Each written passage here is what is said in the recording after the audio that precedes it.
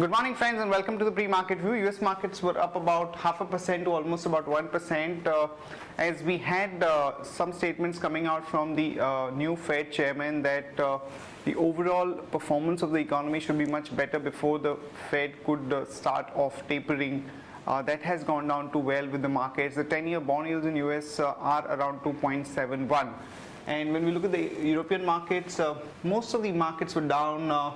DAX was down about 0.24% and rest of the markets were also down about 1 to almost about 1.5%. No other major data points coming out from the Eurozone.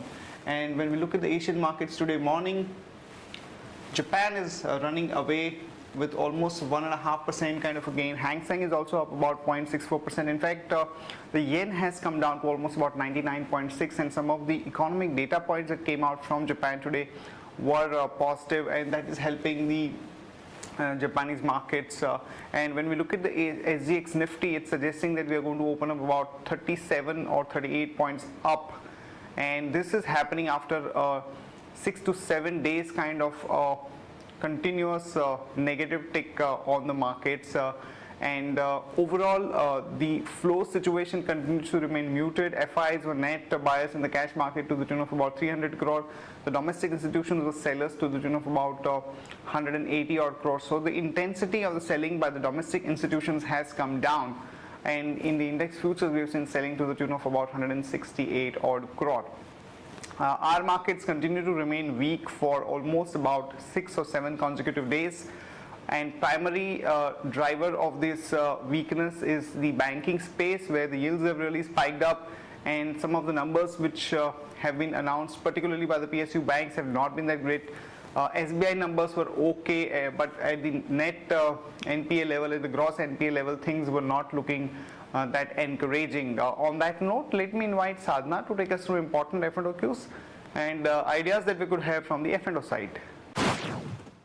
Good morning, friends. Let's have a view on derivatives.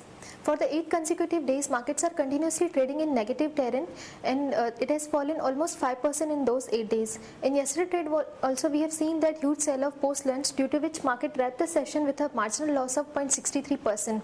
And in this period, we have seen that around 2.60 lakh shares were reduced in open interest, and Nifty futures premium decreased from 53 to 43 odd levels, indicating long positions were squared off by market participants.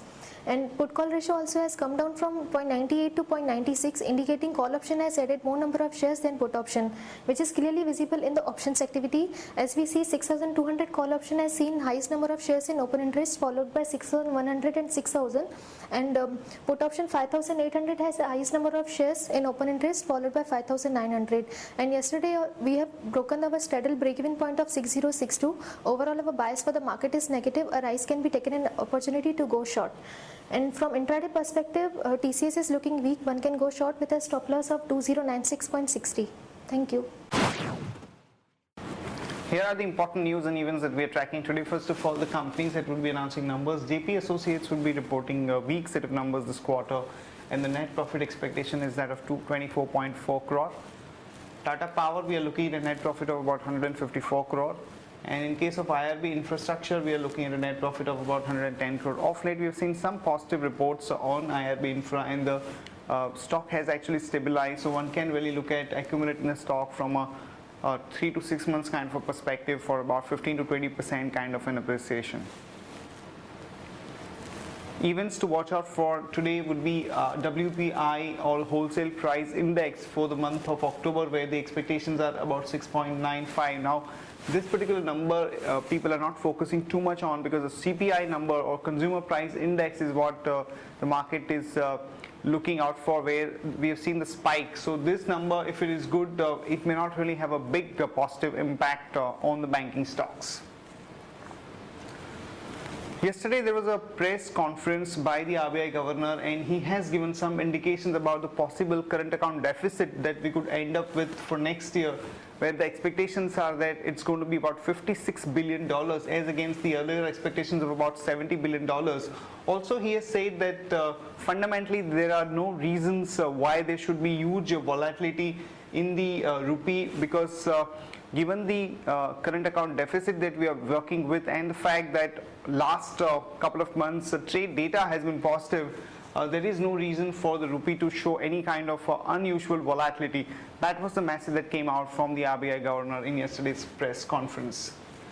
Sun Pharma came out with good set of numbers. The top line grew by almost about 57% to about 4190 crore, and the net profit also showed a growth of almost about 1363 crore, which was up almost about 326%. This, remember friends, would be consolidated along with the Taro's numbers.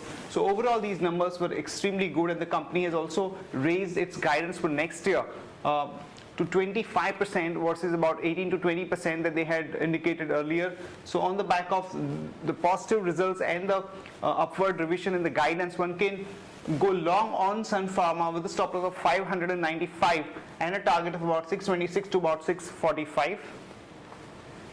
Holcim has finally got an FIPB approval to merge its holding firm Holcim India with its unit Ambuja Cements as part of the restructuring operations. Remember friends, SEBI had given a go-ahead to their plans subject to the shareholders' approval. So now that FIPB approval has also come through, you might see this entire transaction getting over in the next about 3 to 6 months' time. Kitchen Appliances, which is manufacturer of TTK Prestige, is looking for acquisition in Eurozone for a total amount of rupees 400 crore. And Tata Steel also came out with very good set of numbers, and numbers were way ahead of the market expectations, and the consolidated net profit came in at about 917 crore versus a loss of about 364 crore, and even compared to market expectations these numbers were better. So one can go long on Tata Steel with a stop loss of 351 and a target of about 369 to about 376. KC International, some positive news as the company has got an order of rupees 568 crore in the transmission and cable business. So one can go long KC International with a stop loss of 36 and a target of about 38.5. That's it from all of us friends. Have a great weekend and see you on Monday morning.